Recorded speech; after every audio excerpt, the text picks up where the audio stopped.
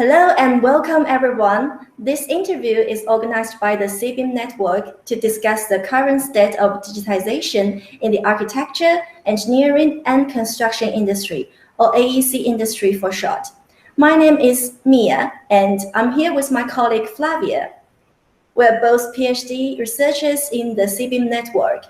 CBIM is a European-wide training and research network in the area of cloud-based building information modeling. The network brings together leading universities, software companies, and a research institute from different countries. One of the software companies involved in this network is Trimble, and our guest Kim Nyberg is from Trimble. With him, we will be discussing digitization in the AEC industry and the achievements so far, the available technologies, and also the biggest challenges hindering the digitization processes. So, without further ado, let's get started. Good morning, Kim. Good morning. Thank you for taking part in this interview. Let's launch right into your career. Could you please tell us a bit about your professional background and your current work? Okay, so yeah, my background is actually in computer science. So I took my master's at the Helsinki University of Technology, which is actually the Aalto University nowadays. And I started working at a company called Tekla back in '91 while I was still doing my studying and so I worked kind of part-time at Tekla, although part-time was actually almost full-time at that point already. And I worked with a really small team called the Research and Development Department at that point, and then it became technology later on. And I'm still with the same company, although we were acquired by Trimble about 10 years ago. And so now we're part of the bigger Trimble group. And of course, the technology team, I'm still working in the same unit. I have been leading that for 20 years now.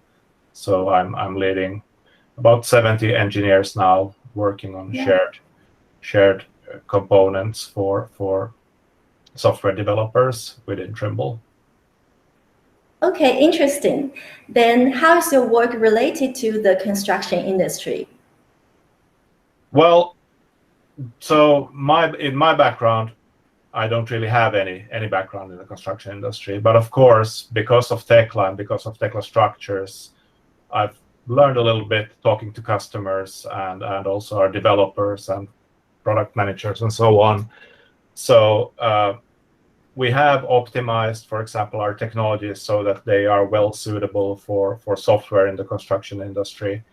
Good 2D graphics, 3D graphics, and so on, good data management. So I would say that even though our technology is quite generic, but it has some optimizations for the construction industry that I think is beneficial. So that is great. Good morning, Kim. So first of all, could you explain us a bit the concept of digitization with respect to the industry? The AEC industry, what is it about, and what is your understanding of this concept? Yeah, well, I mean, there are many things to that, so it's quite a wide topic. But maybe if I take a couple of examples, well, I mean, first of all, it's about when you do design and detailing, engineering of your building, that you do a digital model of that.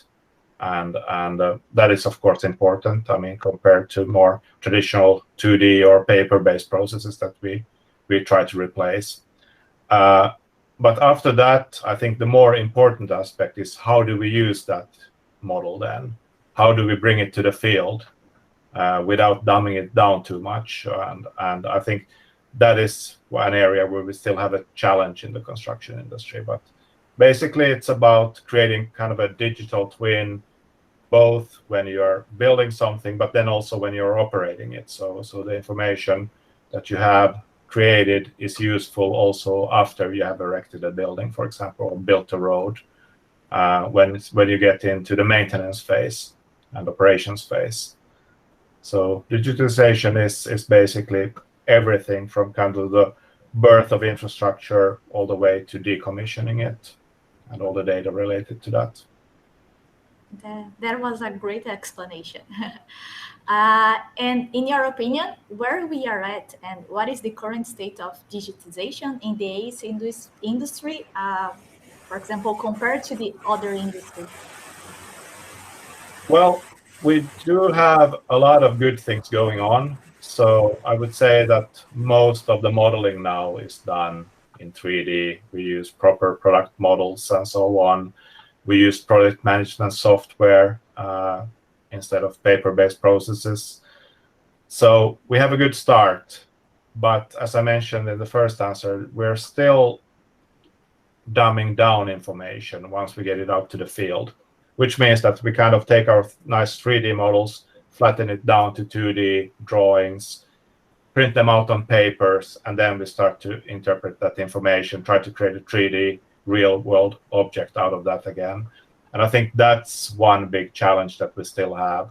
We have solved it in some areas. So, for example, in the steel industry, quite a lot of like creating steel beams on the factory floor directly from the 3D model has been a reality for quite some time already.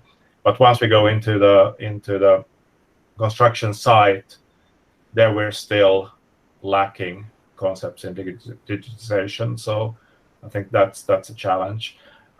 If we compare it to other industries, let's take the car industry, for example.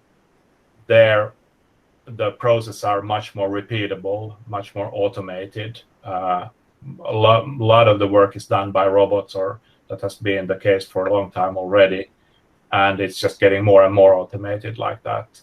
Mm-hmm. So repeatability is one thing I think the construction industry can still learn from other industries, from manufacturing, for example. Yes, that sounds great. And what do you think? You mentioned the manufacturing industries. Are there any other industries that we could look after and learn from? Yeah, I mean, there are industries that we can also look. Well, let's say healthcare, for example, where we can look for good examples and bad examples. Mm-hmm. So, for example, interoperability, which in healthcare is something that they have been struggling with, but then maybe they have solved it in ways that are not good either. So instead of having 20 different systems that might talk to each other or might not, or the interoperability is hard, then they might be replaced by a monolithic solution to try to solve the problem, but then it just creates new problems. So we have seen that in the healthcare industry, for example. So yeah, there are good examples, and then there are also examples that we should learn from, that not repeat the mistakes from other industries. Yes, that's true. And I've also seen the term autonomous building that kind of relates to autonomous vehicle. And we are talking, and you mentioned before, digital twin, that is also coming from this mechanical industry, where we have NASA that come up first with the term for the simulation of the onboard conditions and everything. And it all sounds great. The building industry can really benefit from allowing buildings to be more proactive than reactive. But how do you think we can get there? You mentioned interoperability is an issue, and perhaps we should focus on interoperability, on data quality assurance, and also perhaps artificial intelligence, algorithms, and optimization methods. Those are all things that can take our data and make it better and make it more useful and make process more repeatable. Because I mean, there's a lot of things in buildings, for example, that should be built exactly the same way or detailed the same way every time.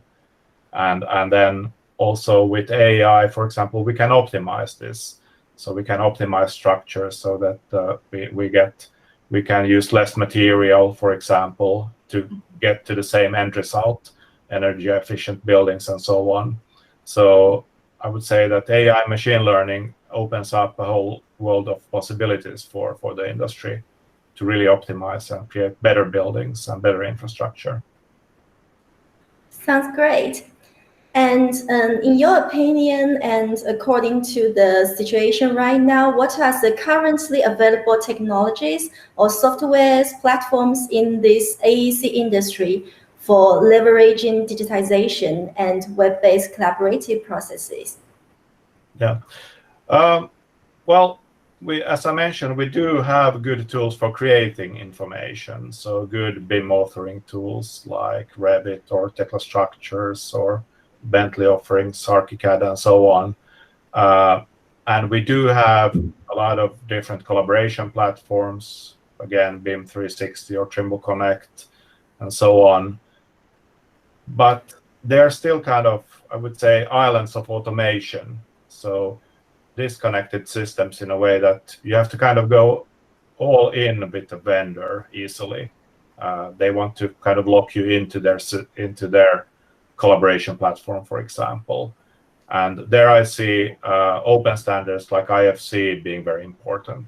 That's one way of liberating the data of the customer. So that's why we put a lot of effort into the quality of our IFC data, and also making sure that the IFC data that we consume is valid, so that we don't accept any data, because then that leads to errors on the site if we accept any data as IFC. So, but it's always a balance of how to be interoperable, and then on the other hand, how to create a better integrated experience when you have an offering coming from one vendor.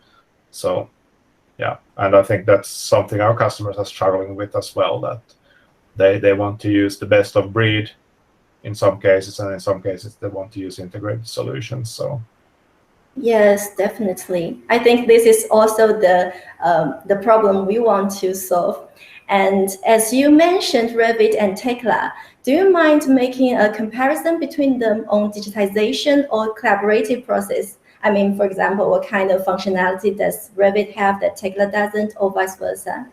Yeah, well, I would say that Revit is maybe more a generic platform if I compare it with Tekla Structures. So it covers architecture, engineering, and maybe detailing to some extent as well. Whereas Tekla Structures has its strength in detailing and handling of really large models, complex projects. So they both have their place in the process, and that's why interoperability is so important, that we can have customers working on one phase of the project with Revit, maybe then switch over to Tekla Structures when they want to do the really highly detailed model that is also constructible. So basically take the 3D model and give it to CNC machines for manufacturing, or robots so that we get zero mistakes and don't have to go through 2D drawings for the creation of then the building material. So yeah, I would say they same but different, and they have their strengths, both of the products. That is great. And talking about the technologies, to what extent do you believe are these technologies being adopted by the industry? I mean, in practice, you already mentioned that the BIM authoring tools are being have a solid adoption so far. Yeah. But what about common data environment like Solibri, Trimble Connected, and Autodesk BIM 360, and or mixed reality technologies? Are they being adopted? How are they being adopted so far? Yeah, well, I would say that yes, they are being adopted, and some customers are even using multiple solutions. So they might have both BIM 360 and Trimble Connect, and some other maybe smaller solutions for some specific problem. Let's say for handling of 360 images, or a point cloud streaming backend or something like that then comes from other vendors. So they do want to solve this problem. And in some cases, they have it solved. They have a very good process in place. But I would say that maybe this is not the case for the majority yet, that they are still struggling with this stuff. let's say the splintered environment that we have with the common data environments and the tooling available. So there's still work to do. And what relates to mixed reality, again, the early adopters have been testing it out with good results. They see the benefit. Of course, the technology can still be quite expensive, but I mean, these technologies they will come down in prices. So the early adopters will see the benefits then once it becomes just as cheap as a set of let's say sunglasses or something for augmented reality.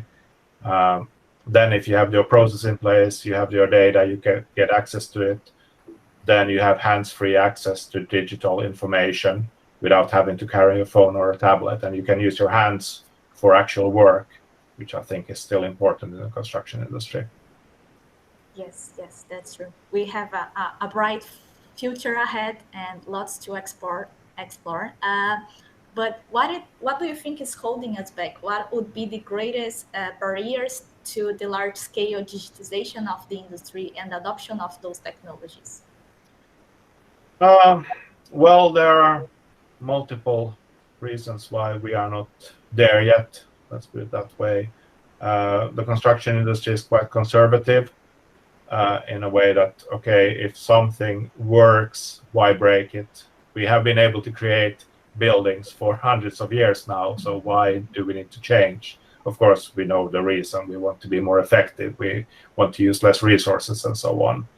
But kind of this playing safe is maybe one reason. And then interoperability, I think, is another reason that, yes, we can create great models, but then if we cannot bring those to the field in an efficient way, then that is one obstacle that we need to overcome.